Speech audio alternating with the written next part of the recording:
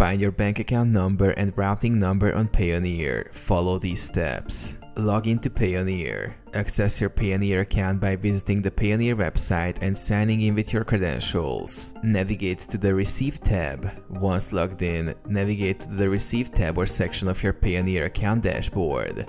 This is where you can find your bank account details. Select Global Payment Service. Within the Receive section, locate and select the option for Global Payment Service. This service allows you to receive payments from companies and clients around the world. Choose currency. If you have multiple currency receiving accounts, select the currency for which you want to find the bank account details. View account information. Once you've selected the currency, Payoneer will display your bank account details, including the bank account number and routing number. Note or copy details. Take note of your bank account number and routing number. You can copy them for easy reference when needed.